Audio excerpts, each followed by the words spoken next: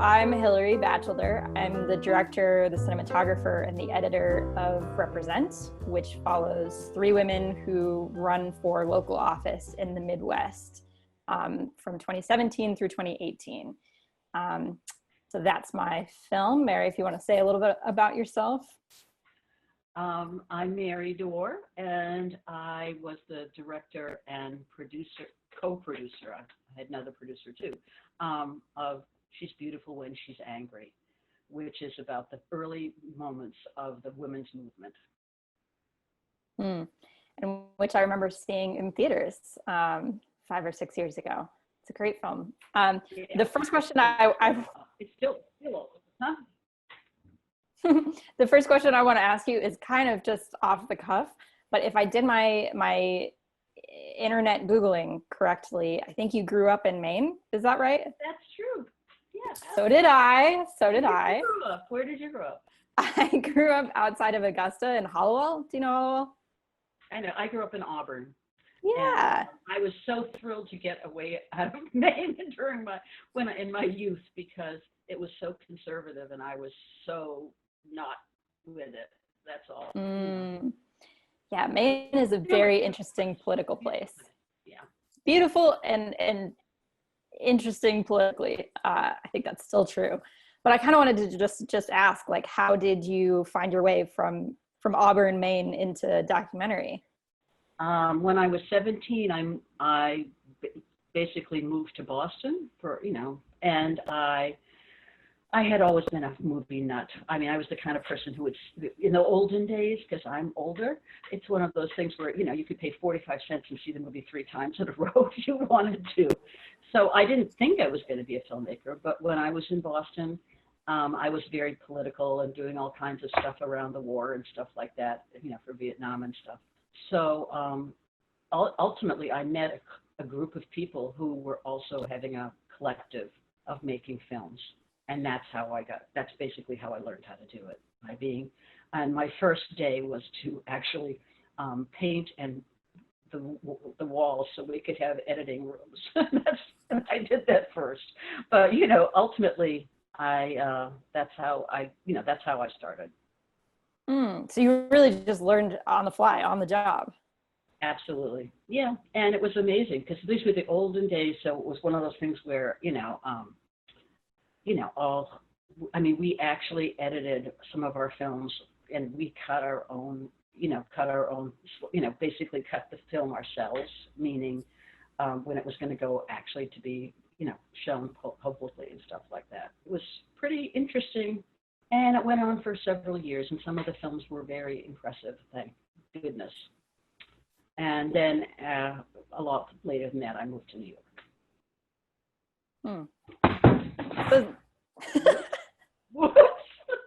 Was that your lamp? It's bad for me today, I'm telling you. It's just hopeless. How did you learn to make a film?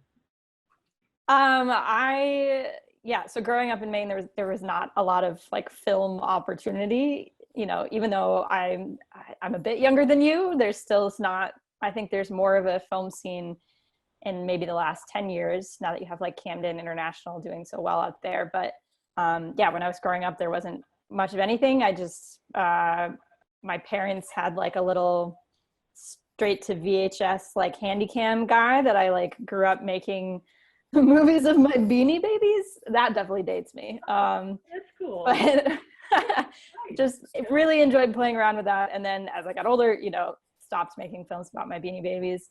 Ended up going to school at Northwestern, so that got me out to Chicago, doing film there, and then really got into documentary when I interned at Cartemquin Films in Chicago. Wonderful, yeah. Which is my education in documentary sort of comes through all of the folks there, and getting to work on a bunch of their projects over the last few years, and then going off and making my own more recently.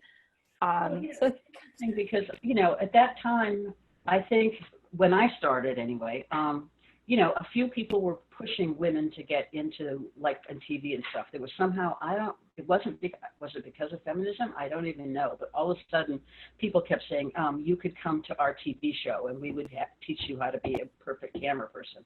And that wasn't, I mean, I'm more of a historian, researcher, nerd, basically, is what it comes down to. And I really like to make films on subjects that really mean a lot to me, and that's basically what I've always done. But so what drew, how did you get drawn into making She's Beautiful When She's Angry? say it again. What? Sorry. So what inspired you to first make She's Beautiful When She's Angry? I've worked in a lot of different places. I've done a lot of TV shows, documentaries. Sometimes they're half an hour, sometimes they're hours long and stuff like that. I worked for a whole bunch of different people. And I was working for PBS, and I was like, oh God, what they called me, I can't remember, but I was like the second in control of a whole department. And when I was in Ireland, which was quite a treat actually, they killed our section. And it was just like, this happens so often. They would like throw you out, and then they'd come bring you back in. And I had been thinking so much about the women's movement and how I had never seen really good films about it that were really clear to me, because that was my era, and I wasn't one of the first ones. I was more active about political stuff than the women's movement at first.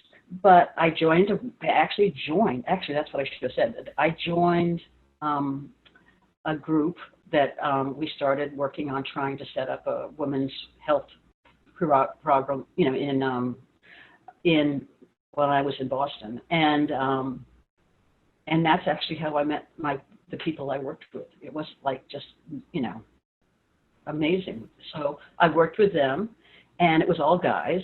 I think there had been women, but there weren't any then when I was there. And at that point, I didn't have great skills at all, but I was still smart enough to manage to figure it out. And I also basically would never let them cut me out. It's like, we're going here. I'm like, well, then I'm going too. I wanted to know everything that was going on. So the film itself goes back later, but by the time of that, I'd already made like 3 films. I mean, the group that we worked with, the first film that the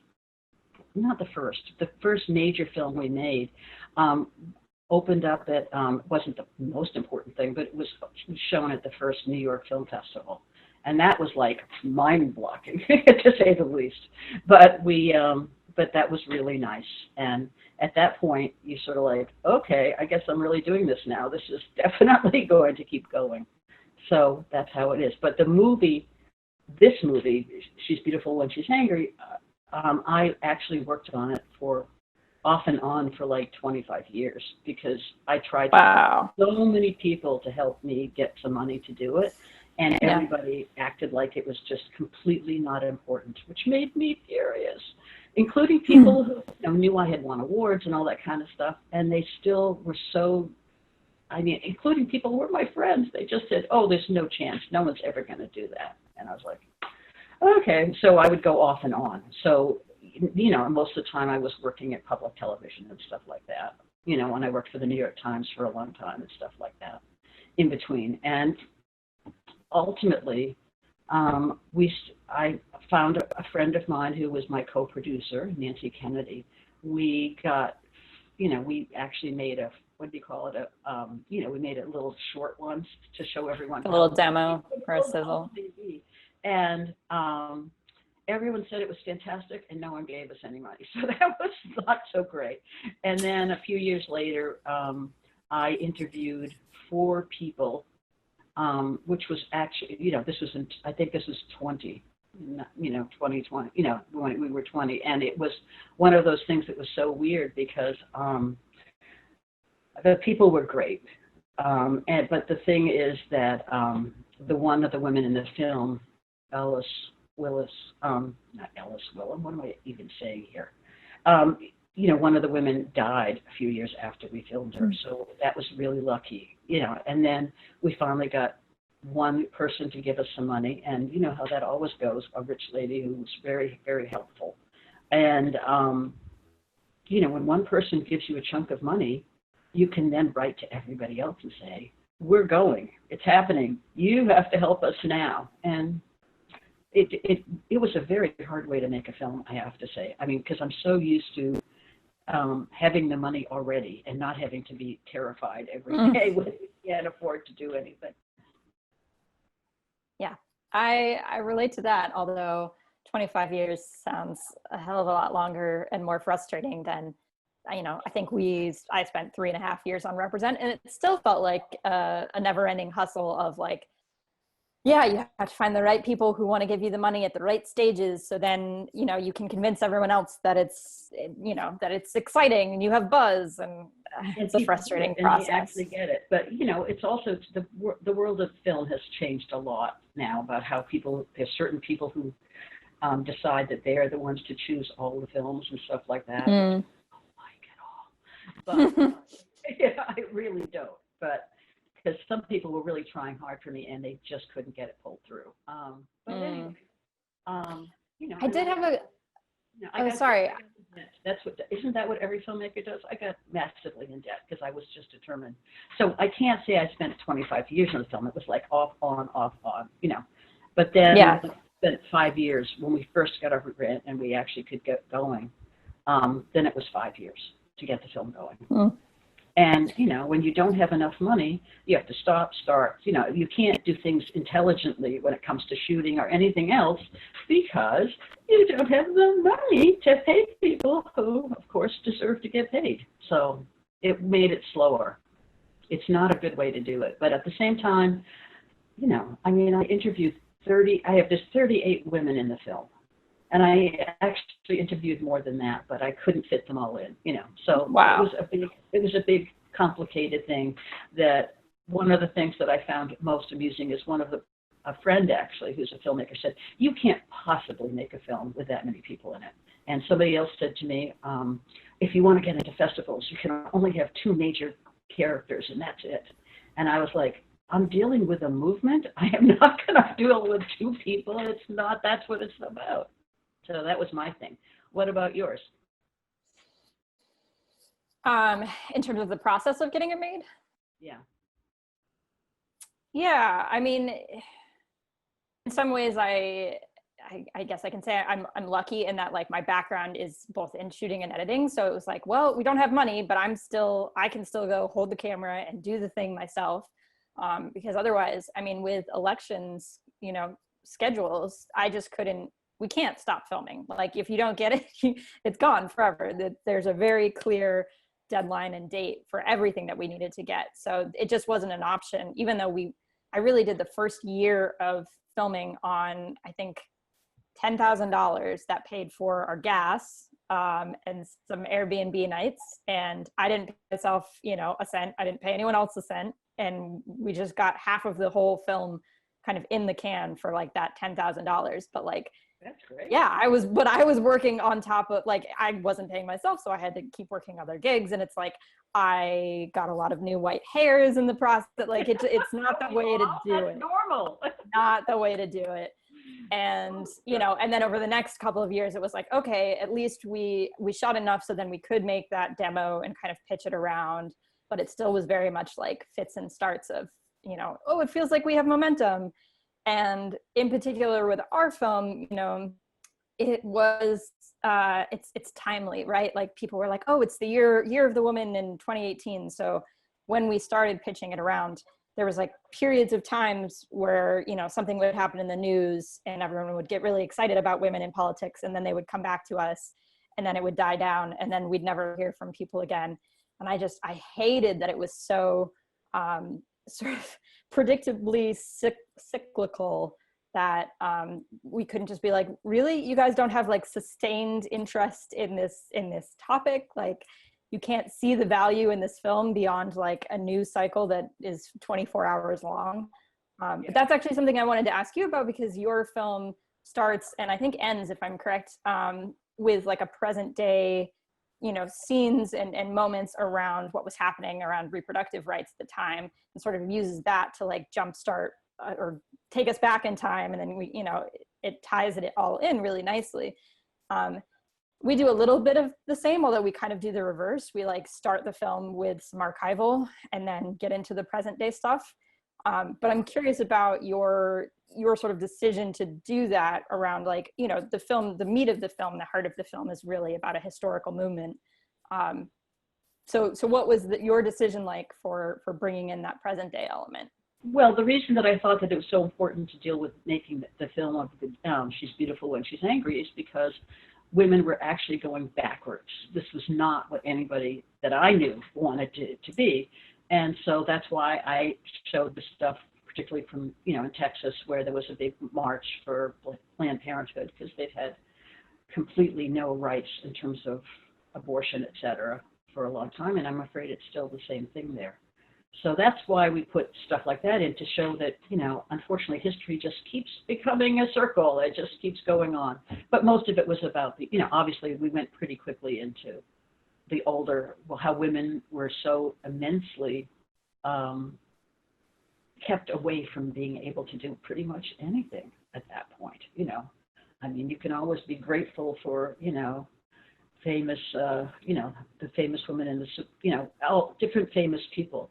But what I wanted to show was the fact that there were all these ordinary people who started all these things at a time when, there were no computers, they had no money, there was no, I don't know how they even, I thought it was just so fascinating that women became so smart and so, and also some of it's very funny, actually, which I also like very much, is that, that they had somehow, with no, no fame about them, they somehow managed to get thousands and thousands of women to really come and decide we need to work on all these issues, because at this point women couldn't even have, they couldn't even have credit cards, they couldn't have own buildings. I mean, it was just a terrible time that, that I'm sort of covering right then, how backwards it was.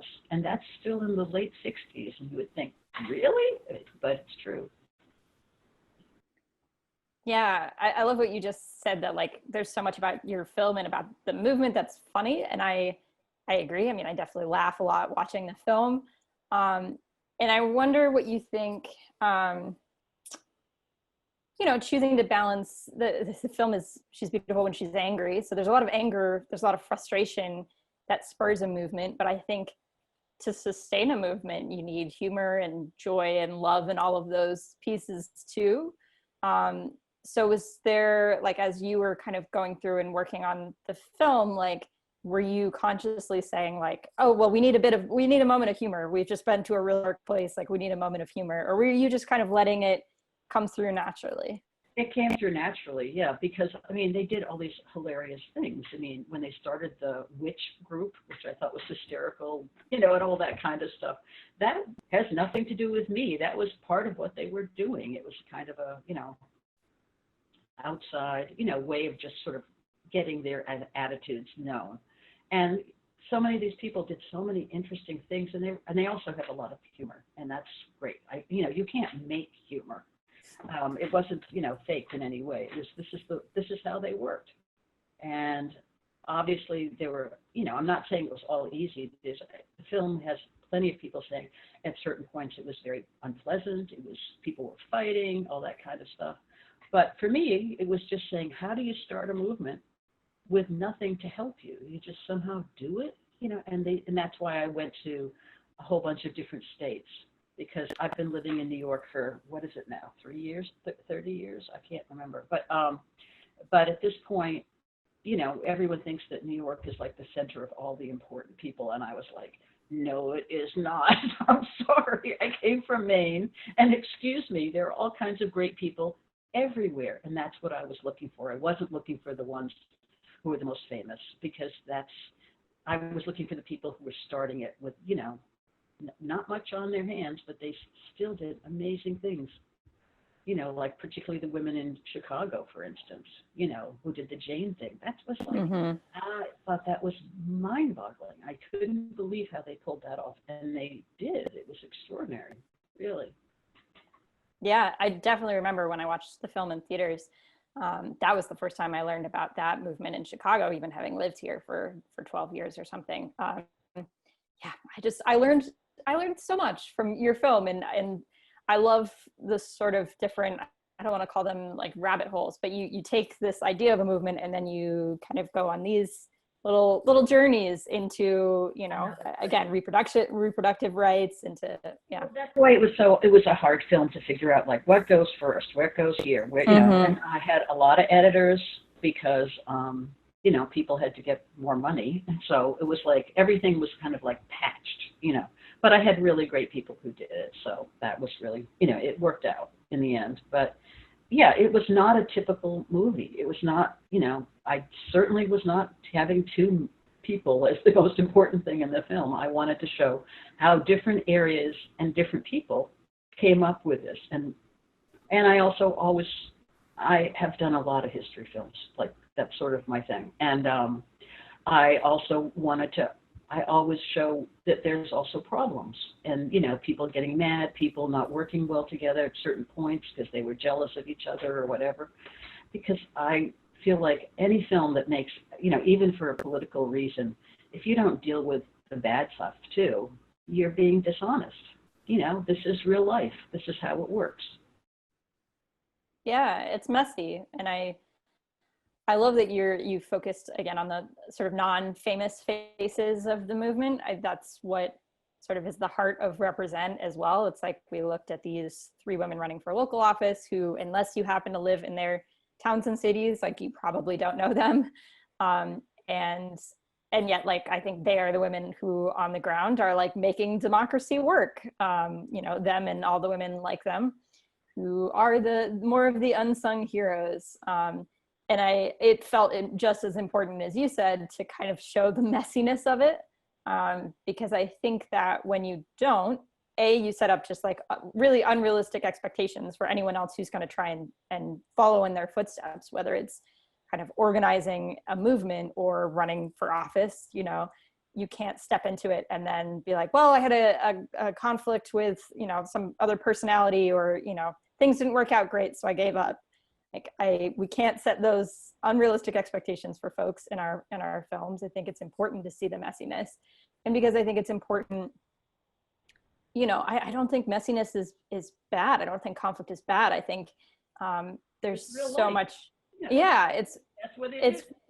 Exactly. It's real life. And I think there's more that comes out of that. There's growth that comes out of those moments, and everything. So I'm right there with you on sort of showing, all of the good, the bad, the ugly. I'm curious if you ever feel like, I mean, it sounds like you were, very personally involved in this movement. So, but I wonder if like in the process of making the film, there were ever points where you felt like you as an individual with certain political opinions and beliefs needed to make a different decision than like you as the director, of a film that. Yeah, but it wasn't because there's a million great books which made my life a lot easier, which I read, there's really excellent books, which, on our Facebook page and everything, we talk about all the books that really made a big difference for me and helped me out. And I talked to a lot of people to ask their advice about, like, this person is a really great person, but do I need to put them in? And as I said before, I didn't want to have a big New York thing, which is what people often expect around me, because I live here. And I'm like, no. And some of the people, just, it wasn't interesting enough. You have to really find people who are doing things. But in a way, all of the people that I chose, it was because I was looking at different places. Like, in California, it was all about, there wasn't all about, but there was a lot about how they were starting things and how they were doing poetry and how they were also starting the first women's book, women's newspaper and stuff like that. And so that I wasn't going to do it again. There's nothing more boring than saying, well, yes, and after they did it, there's like 17 other people who started feminist books, and it's not helpful, even for newspapers. So that's why I was looking for people to sort of show me their different ways that they chose things. I couldn't cover everything, and it's only an hour and a half, so it was hard to fit all that stuff in, but mostly I did, mostly. And I have criticisms of the film. Don't you always look at your own film and say, not perfect, but pretty good? That's how I go. But the thing that surprised me the most is when the film got out and was in theaters for a long time, longer than I expected. And then it went over to all these European festivals and stuff, and I was just like, why would anybody want to hear about the United States? I mean, that's all I covered. I didn't try to compare that because I was already fitting in too much stuff to begin with. And now it's amazing. I mean, people have it's now everywhere. It still is. It's been 5 years, more than 5 years later, and people are still using it. And that's, and maybe it's the humor. I don't know, but I didn't like put that much humor in. But it's, it was because I really liked the women that I interviewed. That's always a big part of it. If I really like them, then of course they're going to be more open, more funny, more real. Yeah. Well, I mean, it's just a good film, and so that helps. But I think also I was surprised, even in the process of making Represent, like how much interest we've had from international. We're still at very kind of early stages of like our international sales, but we've had a lot of interest, and it really shocked me because I was like, really, for like township trustee race in Granville, Ohio, these folks in Germany care about that. But I do think, I do think Americans tend to underestimate how much other people in the rest of the world know about us, and then we know nothing about everyone else in the world in return. It's kind of our MO, I feel like, not to do such a broad stereotyping of Americans, but I'll throw myself into that category. But it definitely has been interesting to see that that level of response from places I never really anticipated. Yeah, I didn't expect it at all. I thought nobody would ever want to see it outside of New York. Not New York, out of the U.S. And it changed. I don't know. Well, I got to go on one of those things where they send you away. Do you know about? I'm sure you know what those are. I got to go to. With like the State Department, or go to India. I got to go to India. I got to go to. Oh God, where was I in? And I was in Africa, and now I'm having a brain break. And it was wonderful. I mean, I showed the film on all these different places, and it was really interesting. And when I was in Africa, it was really the place that I went. They did not. It was so funny. They had. They didn't believe in abortion. They didn't believe in gay people were not allowed to have sex, which, yeah, right, like that's not going to happen no matter what you say. And I went there and I had showed the film and went to a whole bunch of colleges to talk about filmmaking and stuff like that. And then, but it was so interesting. We had this whole group of women came out who were sort of political people in that area, and they just said, it's time we change this. We have to change it because it's not fair. It's not fair. It's not right. Now, that was thrilling to me. I don't know that it all worked through, but it was really amazing. And yeah, so it's just, I think when it comes to women's lives, the women it was really interesting when I was in India, some of them were just so frustrated by their families telling them how they had to live their life and what they wanted to do and stuff like that. So we all have, no matter where we're from, we have some of the same problems, some of the same things that are basically holding us back. Yeah, that's incredible that you got to go and be there and have that experience. Curious, like what have been some of the other kind of totally unexpected reactions or responses to the film as it's been out in the world? Oh, well, we certainly had, for a while, I had a couple screenings. There were a couple of young women who were very angry that we didn't make a big thing about the trans movement.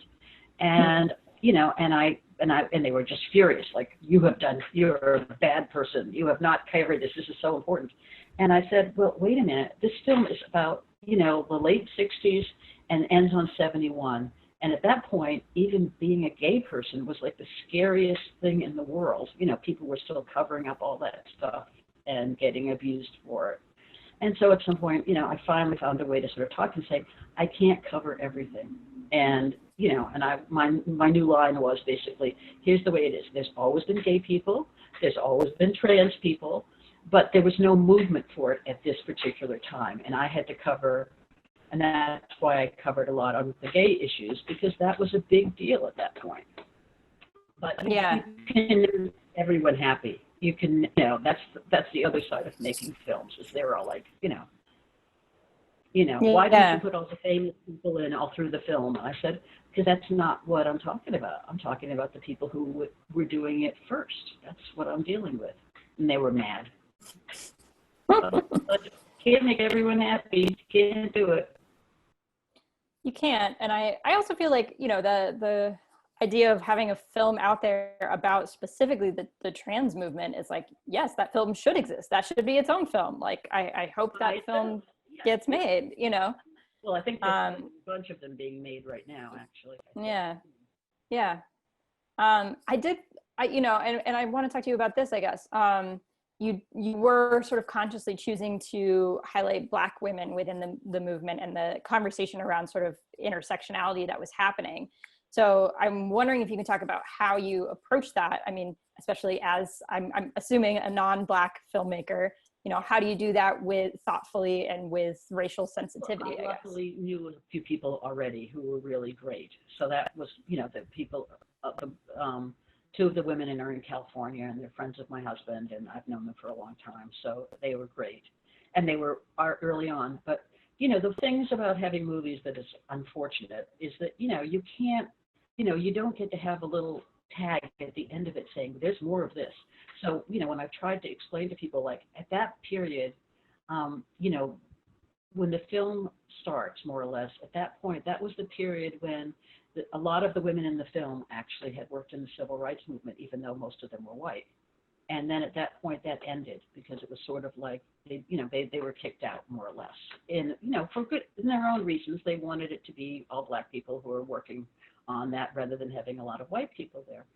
But at the same time, it was very complicated because people are like, why don't you have more Black people in the film? I said, because at that point, it was a very, very complex thing. You know, women were worried about their husbands or their boyfriends or whatever, and they did not want, you know, they certainly didn't want to be in a group that was primarily white women, you know, or anything like that. So it was one of those things that people didn't understand, because at that point, it really was basically it was very different.